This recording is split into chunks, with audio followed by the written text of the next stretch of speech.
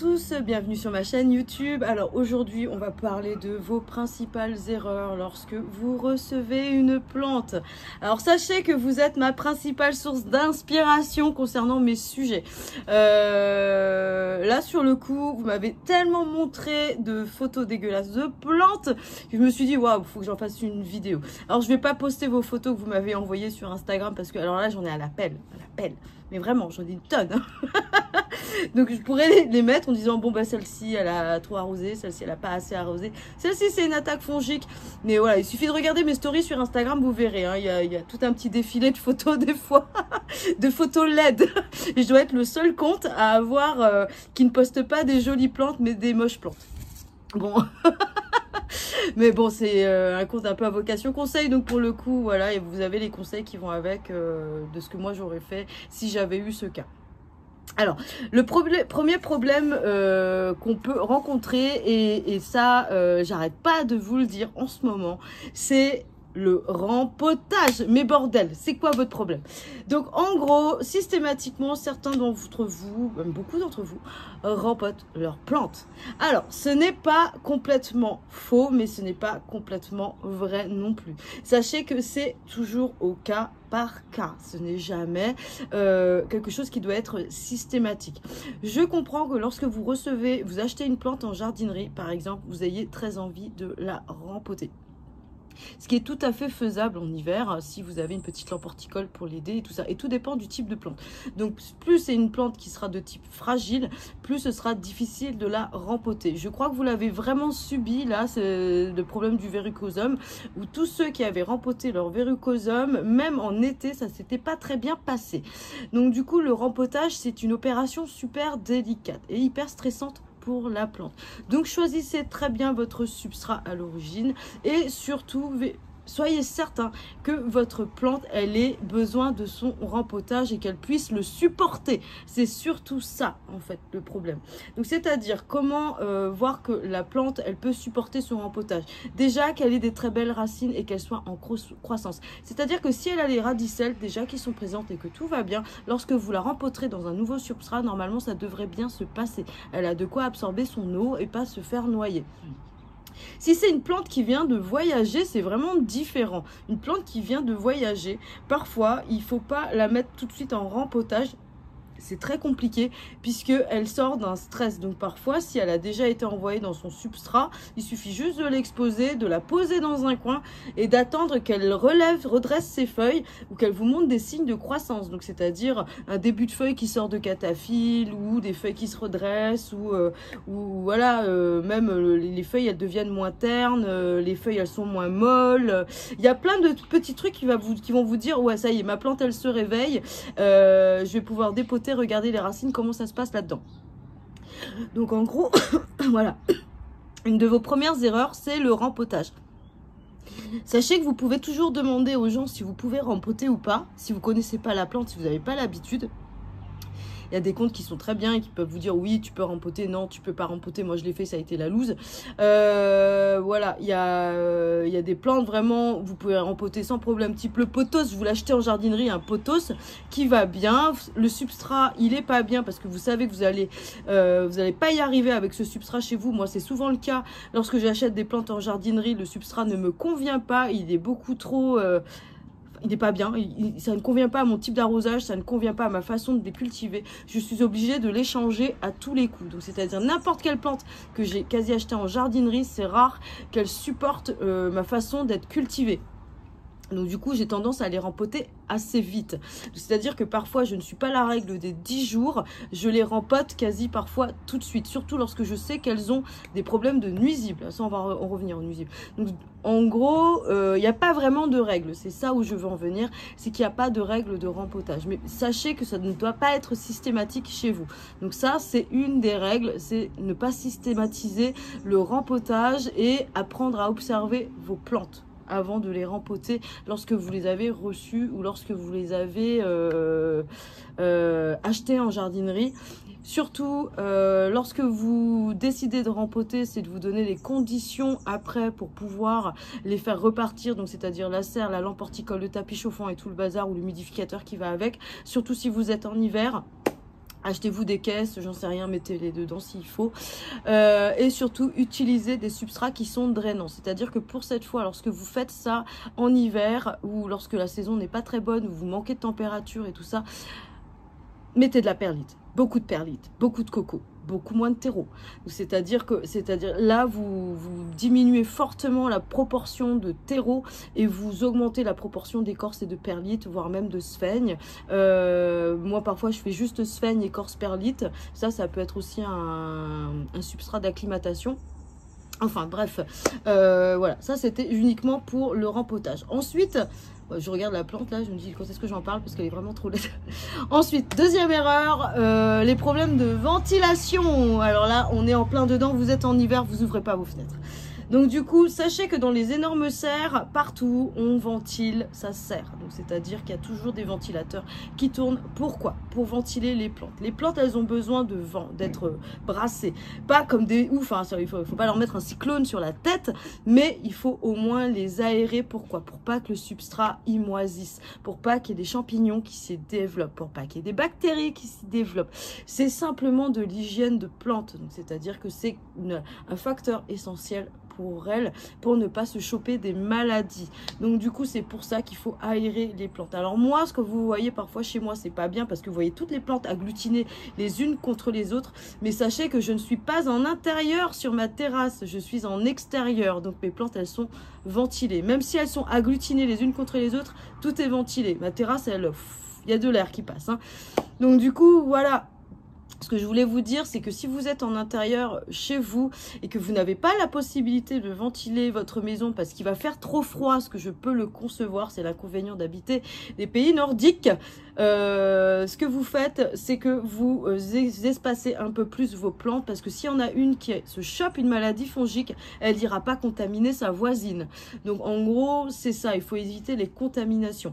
Donc du coup, et en été, quand vous ventilerez de nouveau, vous verrez, le substrat va sécher beaucoup plus vite, vous n'aurez plus ces problèmes de maladies fongiques, vous aurez peut-être encore des maladies bactériennes, mais en gros, voilà, c'est de la prévention de maladies pour les plantes. Donc voilà, la ventilation, c'est un sujet assez important. Même si j'en parle jamais, mais pour moi, ça me paraît assez évident que voilà, il faut que l'air circule entre les plantes pour éviter les problèmes de champignons. Ensuite, le deuxième problème, ce sont les excès, les arrosages, en gros. Donc, les arrosages, lorsque vous recevez les plantes, c'est normal que vous n'ayez pas l'habitude du substrat. Parfois, vous les recevez dans un substrat complètement inconnu. Souvent, c'est de la tourbe de coco, ce qu'on utilise avec des graviers ou voilà, la tourbe normale, mais sans drainage. Donc, c'est tout compact, tout serré, tout dégueu. Donc, souvent, ça vous met en stress. Donc, c'est pour ça que vous avez envie de rempoter, ce que je peux tout à fait concevoir. Mais parfois, vous laissez dedans et vous arroser. Sachez que les plantes, la plupart du temps, de façon quasi générale, sauf certaines où là je vous dis faites attention à celle-ci, c'est une poufiasse. C'est une difficile. Lorsque je vous les range dans les côtés difficiles, c'est celles qui ont une fenêtre de séchage très très short. Ça veut dire que celles-ci, elles vont pas supporter de sécher beaucoup trop. Comme le verrucosum par exemple. Ça, je vous l'ai dit, il supportera pas énormément de séchage. Les plus faciles, par contre, elles vont supporter énormément de séchage. Donc, lorsque vous les recevez, si le substrat il est encore humide, mais ne touchez pas, ne l'arrosez pas. Lorsqu'il est complètement sec, mais ne le touchez pas, ne l'arrosez pas non plus, ça sert à rien. Attendez qu'elle se redresse avant de l'arroser. Ça peut prendre 24 heures, mais vous verrez, elle va puiser dans ses réserves. Faites-lui confiance à votre plante. À un moment, il faut faire confiance aussi aux plantes. Hein. C'est pas, voilà, vous parlez pas, mais elles ont de la réserve. Donc c'est-à-dire que elles ont de la réserve dans le tronc, dans le bulbe, et si elles sont en contact de la lumière, elles vont se redresser, elles vont essayer de revivre. Et à un moment, elles vont essayer de remanger. Et donc, c'est à ce moment-là qu'il faudra réhumidifier votre terreau. Donc, c'est ce que je vous disais, c'est les problèmes de rempotage. C'est-à-dire que lorsque vous verrez votre plante qui s'éveille, là, vous pouvez réhumidifier de nouveau le terreau sans problème. Si la plante arrive en sphaigne, par exemple, inutile de tout déranger, vous prenez un petit contenant et vous mettez votre plante dedans avec la sphaigne, paf, vous faites comme ça, poser là-dedans, dans un pot de terre cuite, dans un truc qui s'aère. C'est d'où la vidéo YouTube sur les pots. Donc un truc qui soit hyper aéré, hein, si c'est encore humide, le machin, vous ne touchez pas, vous n'arrosez pas et vous l'exposez. Donc ça veut dire pleine lumière, pas soleil direct s'il vous plaît, ou lampe horticole, ou tapis chauffant, et vous verrez. Si le substrat commence à sécher et que la plante elle se redresse, c'est que tout va bien, vous pouvez arroser de nouveau. Si c'est un substrat de jardinerie et que vous venez d'acheter votre plante et que le substrat est sec, que la plante elle a une bonne tenue et tout ça, vous pouvez arroser de nouveau. Par contre, mettez-les en quarantaine parce que souvent on peut avoir des soucis lorsqu'elles sortent de jardinerie. Je reviendrai après dessus. Donc en gros, voilà, l'arrosage, ça peut être délicat lorsque vous recevez des plantes ou lorsque vous achetez des plantes parce que le substrat, vous ne le connaissez pas, vous ne le maîtrisez pas. Parfois, voilà, vous n'avez pas vu que la plante, elle était malade et tout ça, et hop, excès d'arrosage, c'est parti. Donc en gros, voilà, les arrosages font partie des principales erreurs. Ensuite, on a une nouvelle mention là en ce moment qui est le pchit de malade. Donc en fait pchit de ouf parce que vous entendez souvent en ce moment qu'on vous dit les plantes elles ont besoin d'humidité et tout ça, ce qui est vrai, bien sûr qu'elles ont besoin d'humidité, mais parfois vous êtes dans l'excès, vous êtes de toute façon toujours dans l'excès. Donc en gros c'est toujours dans l'idée de bien faire, mais vous êtes dans l'excès quand même. Donc du coup là vous m'avez pchité vos plantes comme des oufs pendant cet hiver, alors que vos températures, elles étaient à 19 ou 20 degrés. Et en fait, qu'est-ce qui s'est passé? Vous avez eu des maladies fongiques partout. Donc, c'est-à-dire qu'en plus, vous vous en êtes pas forcément rendu compte et ça a contaminé vos voisines complètement. Alors, je vais vous montrer un petit peu les maladies fongiques, ce que ça peut donner, parce que moi, c'est ce qui s'est passé sur ce glos que je vais pas tarder à couper d'ailleurs, puisque voilà, je veux pas que ça se propage. Donc, voilà, chez un glos, ce que ça donne une maladie fongique. Donc, voilà, ce sont ces feuilles qui sont atteintes.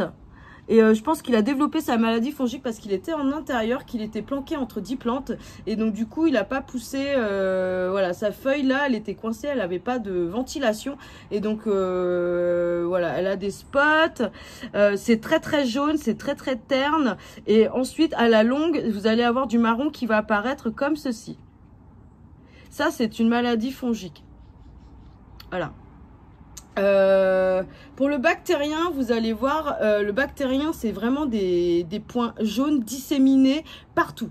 Des points jaunes et ensuite ça va brunir, mais ça va mettre beaucoup de temps à brunir. C'est les maladies bactériennes type Xanthomonas et tout ça, mais en fait j'en parlerai une autre fois. Donc du coup voilà, les maladies fongiques, vous les avez entretenues en faisant des pchit de malade. Donc du coup moi je vous recommande pas forcément les pchit en hiver. Mesurez tout simplement votre taux d'humidité. Si vous avez un taux d'humidité qui est à 50-60%, mais on arrête là, vous n'y touchez plus à rien. Sachez qu'en hiver, vous avez votre taux d'humidité qui remonte naturellement. Donc, c'est-à-dire que avec le froid, avec la neige, la pluie et tout ça, parce que voilà, moi, j'ai pas tout ça, hein, excusez-moi. Moi, j'ai juste du soleil. Et donc, du coup, vous avez un taux d'humidité qui est assez fort. Moi, c'est mes pluies qui me donnent mon taux d'humidité. Moi, parce que moi je suis en période de mousson là. Et donc du coup avec la neige et tout ça, vous verrez votre taux d'humidité va monter assez fortement. Donc généralement vous êtes plus à 50-60 en hiver. Si vous êtes à 20-30, c'est que vous faites tourner votre chauffage à toque de bloc. Si vous faites tourner votre chauffage à toque de bloc et que vraiment votre humidité est vraiment trop basse, ce que vous pouvez faire c'est mettre un humidificateur mais qui réchauffe. Donc c'est le mien par exemple, ou le Levolt, oui c'est ça, le Levolt, je sais plus son nom, les humidificateurs mais qui sont capables de balancer de l'air, d'une brume sèche, ce que j'appelle un peu une brume sèche, c'est une brume qui est réchauffée. Moi je vous avais présenté le mien sur mon Instagram, j'ai fait une story qui est permanente, c'est le Gigafog, c'est spécial terrarium, donc vous pouvez prendre des humidificateurs pour terrarium, c'est pour les reptiles généralement, donc ça balance une brume sèche mais chaude, donc c'est à dire que ce n'est pas froid, ça va pas frigorifier votre plante. Donc en gros, voilà, il y a différentes techniques pour humidifier votre maison, mais je vous recommande vraiment de déjà mesurer ce que vous avez, vous, à côté de vos plantes. Et ensuite, s'il faut, bah, vous pchitez pour maintenir les 60% minimum. Si vous avez des plantes qui ont besoin de beaucoup plus que 60, mettez-les en vitrine ou mettez-les dans une cloche ou en serre pour cet hiver. Vous pourrez les libérer plus tard et faire des pchit de ouf comme vous voudrez en été et au printemps lorsque ça séchera beaucoup plus vite. pour le moment, ça met une tonne de temps à sécher. Vous avez l'humidité qui se cumule sur le feuillage et avec les températures qui sont juste bonnes pour faire pousser des champignons, et ben vous avez des champignons sur les feuilles. Voilà, c'est votre gros problème en ce moment.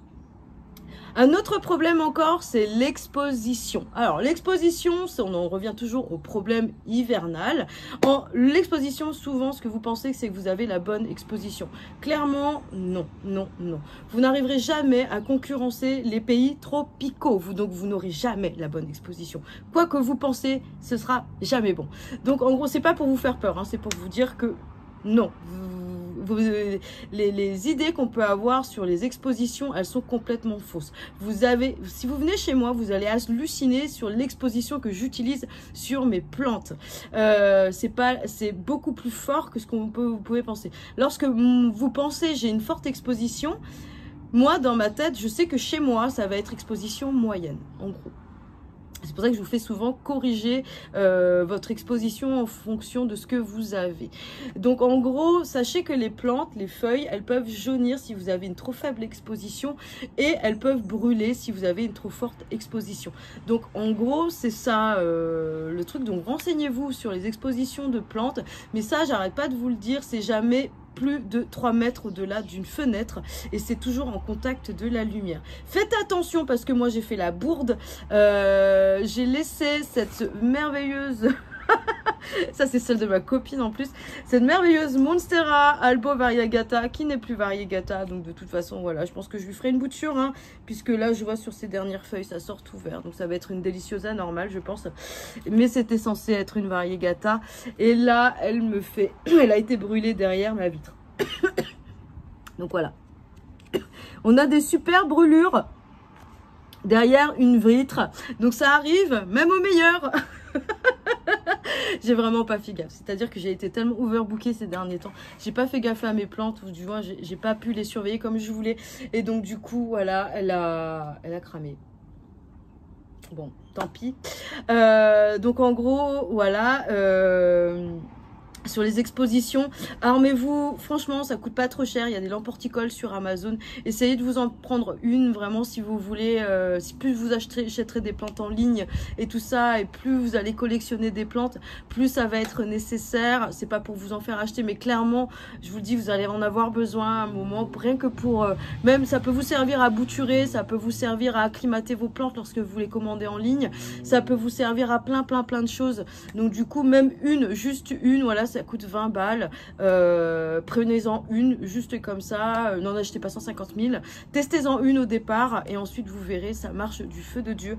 Les lampes horticoles, les tapis chauffants et tout ça, un tapis chauffant ça coûte 20 € sur Amazon, donc c'est pas la mer à boire non plus. Donc du coup voilà, je pense que lampe horticole et tapis chauffant, bah, c'est des investissements de 20 € à chaque fois, et ça s'utilise indéfiniment. Donc du coup, sauf la lampe horticole où parfois ça crame des fois, ça c'est un autre sujet. Donc du coup voilà, je vous invite vraiment au moins à en avoir une, surtout si vous commencez à avoir des plantes de plus en plus rares, de plus en plus difficiles, et tout ça, vous pourrez pas y couper. Ensuite, le dernier truc, c'est les nuisibles. Alors là, parfois, en fait, vous ne voyez pas qu'il y a des nuisibles. Donc en fait je l'ai remarqué tout simplement parce que vous m'avez envoyé des photos de plantes et que vous venez d'acquérir et elle allait pas bien, et moi je vous ai dit nuisible d'emblée, ça c'est nuisible, voilà, va falloir la traiter, mais vous l'avez pas vu. Sachez qu'il y a des nuisibles qui sont pas très visibles à l'œil nu, type les acariens, ça se voit pas du tout, type les cochenilles, c'est visible sur le feuillage, mais parfois c'est dans le terreau, c'est dans le pétiole, c'est coincé sur le cataphylle au fond du machin, on ne voit rien.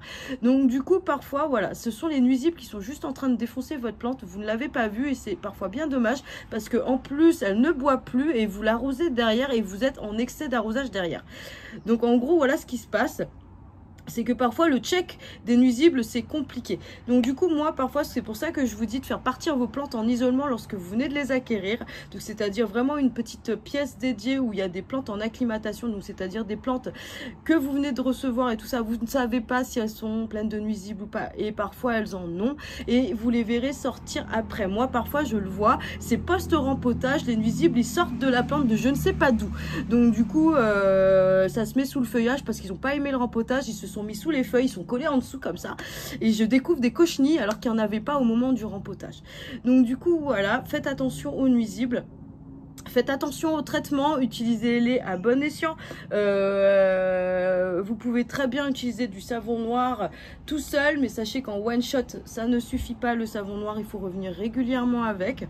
Lorsque vous utilisez de la pyrétrine, c'est un petit peu dommage de l'utiliser en systématique comme ça lorsque vous venez de recevoir des plantes. Moi, je le fais pas, moi j'utilise juste du savon noir, parfois un peu d'huile de Nîmes quand elles sont en intérieur, jamais en extérieur mon huile de Nîmes parce que j'ai des abeilles, j'ai des coccinelles, j'ai plein de trucs. Donc du coup, je n'utilise jamais en extérieur tout ce qui est un petit peu trop chimique pour mes plantes. Enfin, parce que j'ai beaucoup de prédateurs, j'ai des lézards, j'ai plein de trucs qui me bouffent mes machins en fait. Donc enfin, les méchants, on va dire. Donc du coup, je ne veux pas utiliser tout ce qui est chimique dans le jardin. En fait, je laisse mes plantes se débrouiller quasi toutes seules dehors. Et je défonce tout, même au jet d'eau, pour vous dire. Hein. En gros, donc voilà, les traitements, faites-y attention, mais faites attention, checkez bien tout. Votre plante, regardez-la vraiment au microscope pour être sûr qu'elle n'ait pas de nuisibles. En gros, voilà, c'était une vidéo un peu longue, mais je me sentais un petit peu obligée de la faire parce que c'est juste voilà, je vous ai juste répertorié les principaux problèmes que vous pouvez rencontrer et donc du coup voilà, ça me semblait important d'en parler, même si je vous apporte pas systématiquement une réponse, mais sachez que je peux pas vous apporter une réponse simple et facile pour tout, c'est impossible puisque c'est toujours au cas par cas, ça je vous l'ai dit. Donc du coup là c'est vraiment des réponses qui sont assez générales, mais voilà, là sachez que déjà si vous ne faites pas quelque chose genre espacer vos plantes, bah, je sais que maintenant vous allez le faire, que si vous ne mettez pas en isolement vos plantes, je sais que maintenant vous allez le faire. Donc sur ce, je crois que j'avais oublié les problèmes des engrais. Bon bah le problème des engrais on le verra une autre fois, tant pis. J'ai zappé déjà 21 minutes, c'est super long pour une vidéo. Je vous fais des énormes bisous et je vous dis à bientôt pour la prochaine vidéo. Et voilà, je pense que je vous parlerai cette fois du jaunissement des feuilles. Et vous verrez, il y en a une tonne et c'est difficile de tous les cerner. Sur ce, je vous dis à bientôt.